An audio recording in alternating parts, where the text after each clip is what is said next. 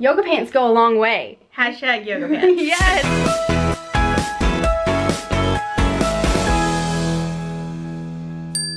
Hey guys, welcome back to Nia's Nest. My friend Sarah is joining us today. If you follow me on Instagram, you saw that we are talking about mom life today. If you don't know, Sarah, she is the owner of Blue Eyed Baby Couture, or these awesome headbands as we know them.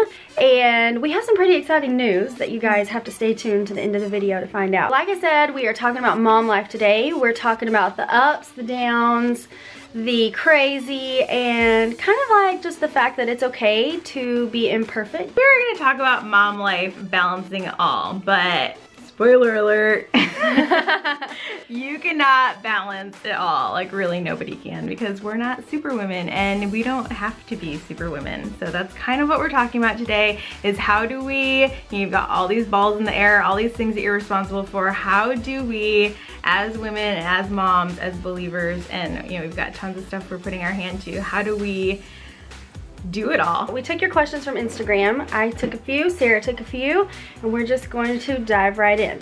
So my first question comes from Kashizzy. How do you get yourself ready in the morning with all the kids? Do you ever just stay in your PJs all day? I'm curious how you manage to get dressed nice, hair brushed, makeup on every day.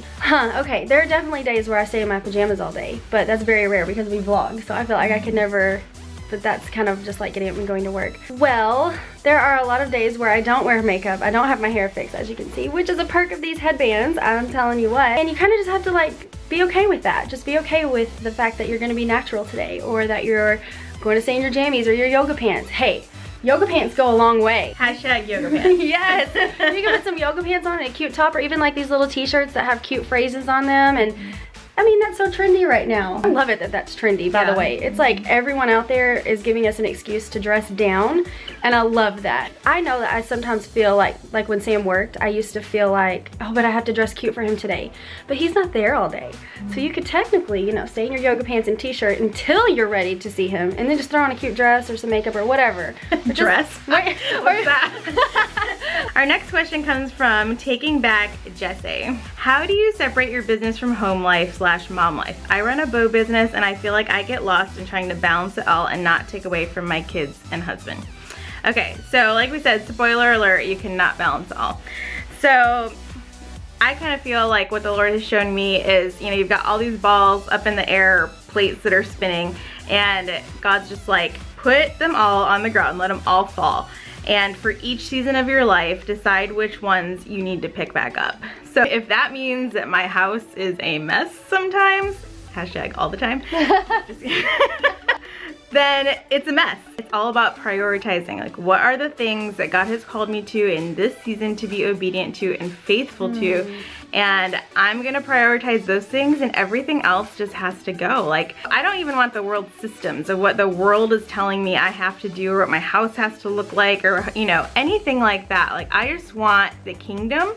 And so whatever the Holy Spirit is guiding me in that season, that's what I'm gonna put my hand to, and that's what I want the Lord to say at the end of my life. Well done, good and faithful servant. If I'm like, oh, I gotta have my house spotless every day, and Jesus is like, actually, I never told you to do that. It'll be a good one. Yeah. That is such a good one. It will be burned up. And so I challenge all of you moms just to let all the plates, let all the balls fall to the ground, and ask the Lord, which ones do I need to pick up? And if it's my business, I'll pick it up. If it's my house, I'll pick it up. If it's eating healthy, I'll pick it up.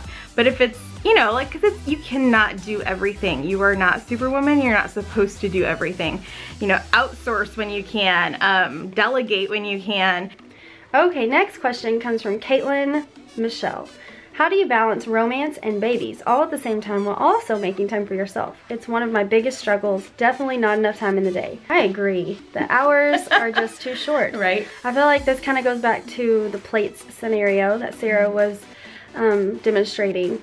So let's say you are holding all of these theoretical plates. Your husband's plate should not be one that gets left on the floor. Let me just say that. In the Bible, and you guys have totally hated on me for saying this before, but I don't care, I'll say it again. You know, the Bible does tell us that the Lord comes first, then our spouse, then everything else. And so I would just try to keep that fresh in your mind, that, you know, your house is a mess, your dishes are overflowing, you gotta pack lunches for school tomorrow, you want to craft or whatever it may be. But if your husband needs you, I mean, I guess if he's cool doing his own thing, go do what you have to do. But if he's like making it evident that he needs you or wants to spend time with you, I think just knowing when and how to love your husband well and put him first is definitely going to help you out in this area. Because then once that's in the forefront of your mind regularly, you won't feel like you're struggling so hard to make it happen. Does that make sense? Does it make sense? Honestly, I'm like so all over the place with my words sometimes. Oh, and then making time for yourself. Literally, you guys, I don't care what time of day it is. It can be midnight, and if I haven't had time to myself yet, I'll take it. Last night, I took a bubble bath at midnight for 30 minutes. We were texting. Yeah, we were. I wasn't texting in the bathtub. That must have been like before or shortly after. I don't know. But I mean, seriously, I feel like it's so important. Like I value that over my sleep right now. And so unfortunately, if we're going back to the plate scenario, which I love that, by the way, sleep has been one of mine that I leave on the floor. And I've just kind of allowed myself to be sleepy and tired and just pray for that patience that I need from the lack of sleep. Our next question from Ashley and Kaya. How do you keep Jesus in the center when life has become overwhelming with so much to do? Okay, so I'll just throw out a practical thing and then I'll throw out some spiritual truth.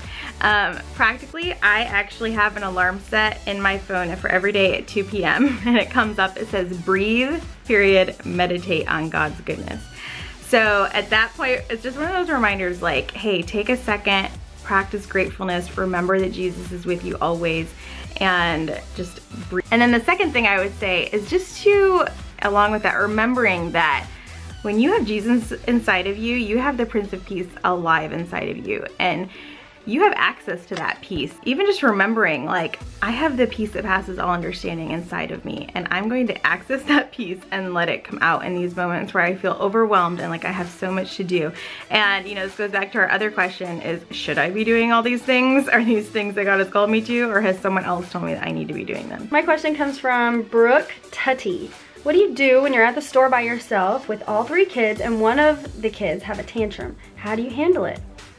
Ooh, that's a tough one. Well, first of all, don't take all 3 kids to the store. Just leave them with grandma or dad. No, I'm just kidding. That's not always an option, I know. You know, I feel like a good threat before you go into the store is a good one for me. Just like, if you guys act up, we are gonna have no movie time. You know, just kind of setting your standards firmly and lovingly before you get into the store. So that way, once they're melting down, then you're not melting down at the same time. Because I mean, am I right?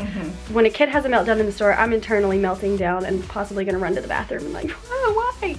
Also, in those moments, whether you're at the store or wherever you're at, maybe you're cooking dinner and someone's having a meltdown or they need you, seriously, the first thing to do is just pray. Like, Lord, give me patience. I know that sounds almost like cliche, like, Lord, give me patience. Too easy or something. Yes, but it is so real and beneficial, and just praying that out loud and like connecting yourself to Him before you connect to whatever that tantrum is, it calms your spirit, and that has been a big help for me. Not saying I'm totally patient all the time. I totally lose my patience every day at some point, but that's definitely my first go-to when I feel like I'm in public and I really don't know how to handle it. Just say a prayer, a quick one real fast, and ask for patience, because that's what we need in those moments.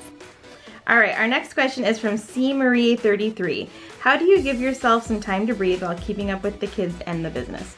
Okay, so something practical I do that has just been so good for my husband and I is we switch off every other Saturday of we each get to sleep in as long as we want. So I usually am up by like 9:30, but he'll sleep until like 11 because that man is hardworking. Like, he deserves to sleep in too. Even knowing I have every other Saturday to sleep in is awesome.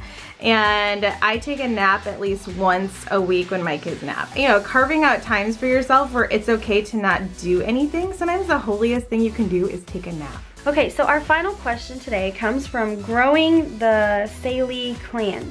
What are essentials, in your opinion, for first-time moms to stay balanced between homemaker and motherhood? That is a loaded question. That is assuming that you feel called to be a homemaker. Ooh, that's a good point. Because we're not called to do that. My thoughts on this have changed so much since I became a first-time mom, and now I'm a third-time mom. When I first had Symphony, I was 21, 22. I had just turned 22. I mean, I just literally put everything I had into the baby. I mean, I let a lot of things go that I shouldn't have. I mean, if it wasn't about Symphony, it wasn't happening, and it was not on my radar. And so I think that sometimes that can be a mistake we make as first-time moms. Child worship. I mean, yeah, without knowing it at the time. I thought I was being a spectacular mom, like the best mom on the planet. And, you know, Symphony was very well balanced and loved, but she would have been just as fine had I focused on some other things as well. And so, maybe you're not a homemaker, like Sarah said. Maybe you are a working mom, or you are looking for jobs, or whatever season or phase you're in as far as your work life goes. I think it's important to remember that you don't have to put everything you have into this new baby, and that you can still have time for yourself, and time for your husband, and time for your work. Do you have anything to add to that? I don't know, I feel like I'm missing something. Well, I think it comes back to our main point of you cannot balance it all. You have got to know what you are called to for that season. And a lot of times when we have a newborn, a lot of our focus is going towards the newborn, and maybe, you know, your other things in life aren't getting as much attention. Hopefully your husband still is, but just other things, they kind of have to fall to the ground, and we have to be okay with that, and we have to be okay with what people think about us and not care what people, you know, might say about the choices that we've made. Are you guys ready for our super awesome, exciting news? Get your calendars out, mark down next Tuesday, April 18th at 8:30 p.m. Central Standard Time. Yes. We are going to be doing a Facebook Live at Sarah's Place of Business, Blue Eyed Baby Couture. And we've got some pretty fun stuff we're going to be doing there. One person that comes to this Facebook Live party in my VIP group is going to win our entire line of spring headbands. What? These are spring headbands. We'll be giving away a free headband that is exclusive to our Facebook party, and you can only get it through this little live thing we're doing. And with every purchase over $30, everyone gets a free headband. Put your kids to bed and join us for a party. Yes. Girls' night at Sarah's. Yes. Okay, so I will have the VIP Facebook group link posted below. Make sure you go like it right now, so that way when we go live, you get a notification. Yes. Check it out. Sarah's super active over there, super encouraging for other moms out there, and we're just so happy that you guys joined us today. I'm so happy that you were here.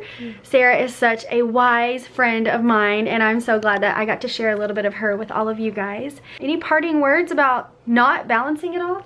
Yeah, just don't try to do it. Just don't do it. Stop it. Stop trying to balance it. Get off that balance beam, y'all.